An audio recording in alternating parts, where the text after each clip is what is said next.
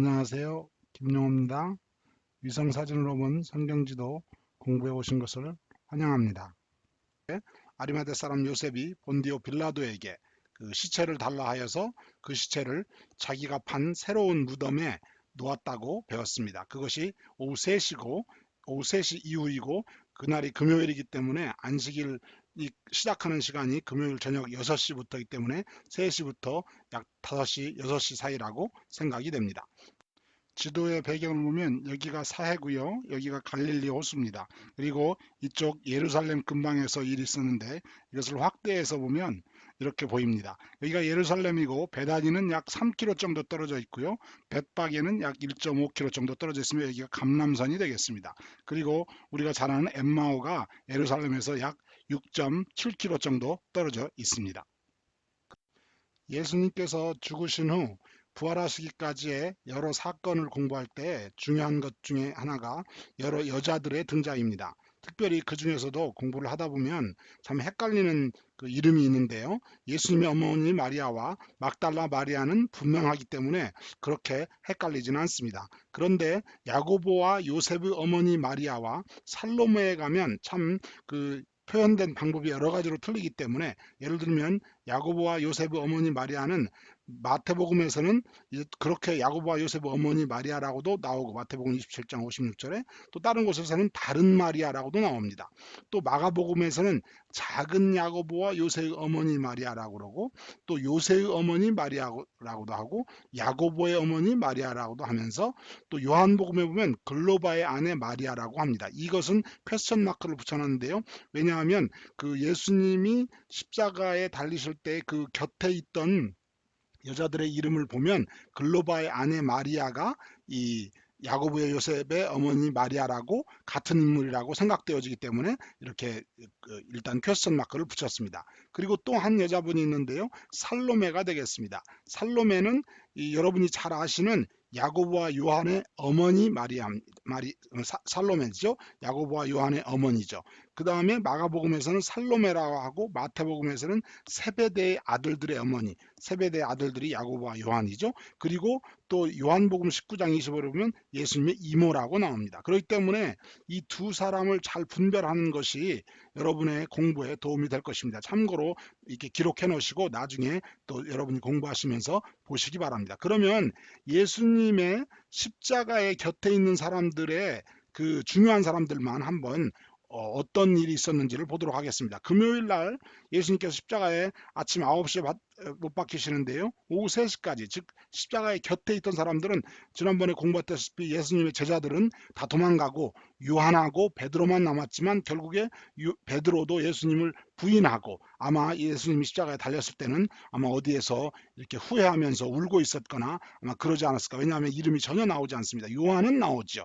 요한은 보면 그 예수님의 십자가 곁에는 그 모친과 이모가 있고 그 사랑하는 제자가 곁에 서 있는 걸 보고 사랑하는 제자가 요한이죠. 그래서 그에게 여자여 아들이니다 이렇게 말하는 거기 때문에 이렇게 사람들이 있습니다. 그래서 이 마태복음과 마가복음과 요한복음을 살펴보면 마태복음 27장 56절에는 그 곁에 있는 사람들이 막달라 마리아와 야고보와 요셉의 어머니 마리아와 세베대의 아들들의 어머니가 있었다고 나옵니다. 세베대의 아들들의 어머니가 살로메라고 우리가 아까 공부했었죠. 그렇기 때문에 살로메, 여기서도 그렇게 똑같은 얘기가 나오죠. 막달라 마리아, 작은 야고보와 요셉의 어머니 마리아, 살로메. 그렇기 때문에 지금 우리가 그 살로메가 세베대의 아들들의 어머니라고. 그런데 여기에 보면 그 모친과, 즉 예수님 어머니 모친 마리아와 그 이모와, 그 이모는 누구입니까? 이 살로메라고 볼 수 있죠. 그 다음에 글로바의 아내 마리아, 이 사람은 여기에 보면은 야고보와 요셉의 어머니 마리아라고 볼 수가 있겠습니다. 그렇게 서 있다는 것을 볼 때에 결국에 이제 이 세 가지의 정리가 여러분에게 어느 정도 도움이 되리라고 봅니다. 그래서 예수님이 죽으실 때까지는 이 사람들이 옆에 있습니다. 예수님의 어머니는 당연히 아주 큰 충격에 휩싸여 있고 또 그래서 예수님이 죽으신 다음에 이제 그 무덤에 이제 아리마대 사람 요셉이 넣는데 거기에 보면 나오는 사람이 막달라 마리아와 요셉의 어머니 마리아 두 사람만 나옵니다. 여기에도 마태복음에도 보면 27장 61절에 막달라 마리아와 다른 마리아가 있더라. 그렇게가 나옵니다. 그리고 다른 데는 물론 갈릴리의 산교 여자, 물론 두 명이 이상일 수도 있겠지만 여기에서 등장하지 않는 것이 여러분이 생각해 볼 수 있는 게 요한이 등장하지 않고요.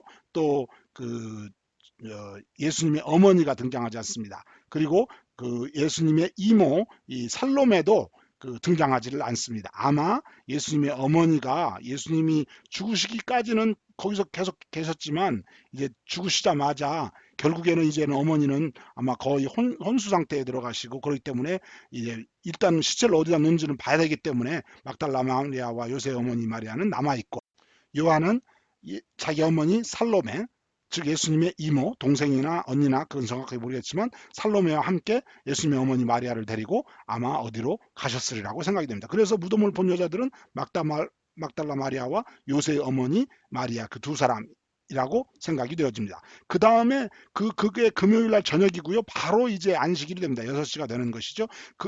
유대인들의 안식일은 금요일 날 저녁부터 6시부터 토요일 날 저녁 6시까지이기 때문에 토요일 날 오후에 마태복음 27장 62절에 보면 아주 흥미로운 이야기가 있습니다.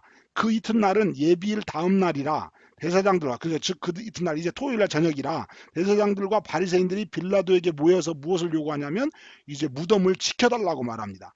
즉 예수님께서 살아계실 때 몇 번이나 제자들에게는 내가 죽어야 되리라 죽은 지 사흘 만에 살아나리라는 것을 몇 번이나 강조하셨지만 제자들은 하나도 예수님이 죽었다 살아날 것에 대해서는 전혀 생각을 하지 않습니다. 물론 당연히 그때까지 한 번도 있었지 않았던 일이기 때문에 믿지 못하는 게 당연하죠. 어떠간에 그런데 실은 이 대제사장들과 바리새인들이 뭐 믿음이 좋다고 그러면 이상하지만 그것을 꼭 기억하고 있습니다. 그래서 모여서 빌라도에게 모여서 우리에게 파수꾼을 달라. 그래서 무덤을 임봉하고 지켜야겠다. 그러니까 빌라도가 너희들이 군대가 있으니까 알아서 해라. 그래서 결국에 토요일 날 오후부터 군대가 지키기 시작합니다. 그래서 이제 일요일 날 아침 제 3일째 되는 날이죠.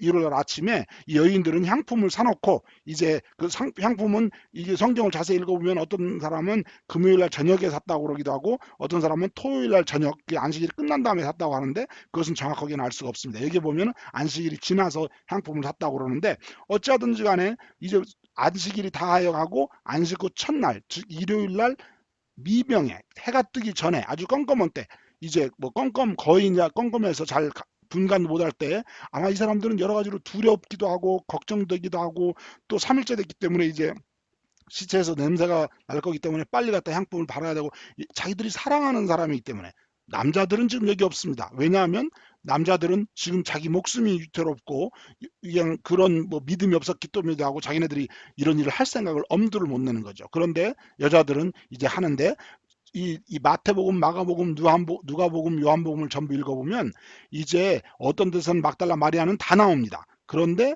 야고보의 어머니 마리아도 나오고 요한나도 나오고 살로메도 나오고 하는 거 보면 아마 아까 제가 잠깐 설명드렸던 그 이 여자들 여기에 나와 있는 여자분들 예수님 어머니 마리아 빼놓고 막달라 마리아와 야고보와 요셉 어머니 마리아와 살로메와 요한나 헤롯 청지기 구사의 아내 요한나가 아마 다 함께 가지 않았나 싶습니다. 당연히 여자분들은 이제 준비하고 이제 모든 것들을 정리해놨기 때문에 일요일 날 아침에 찾아갑니다. 그런 다음에 그래서 찾아가서 새벽에 만나는 것이 부활하신 예수님을 만나게 됩니다. 첫 번째 만나는 사람이 막달라 마리아죠. 그래서 예수님께서 여자여 어찌하여 울며 누구를 찾냐 그러니까 마리아가 동산 죽인 줄 알고 왜냐하면 이 사람들도 전혀 예수님이 살아나라고 생각을 안 했기 때문에 그래서 예수님께서 마리아야 하시거늘 그 마리아가 돌이켜서 라보니여 선생님이며 하면서 이제 이렇게 하는 이야기가 나오고 그 다음에 다른 여자들도 보면 여자들이 기쁨으로 이제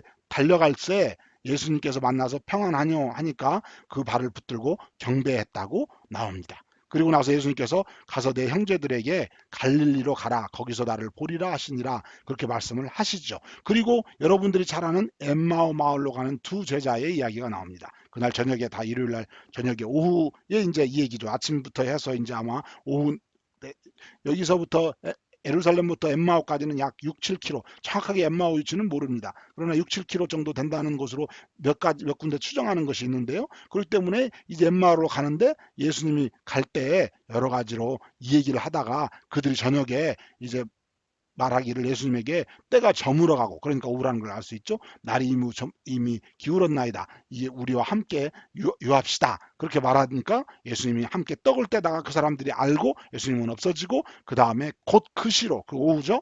이제 그 시로 해가 저물저물 하는데도 일어나서 예루살렘으로 돌아가서 열한 사도와 함께 이제 그들에게 우리가 살아계신 예수님을 보았다. 그렇게 말을 하는 거죠.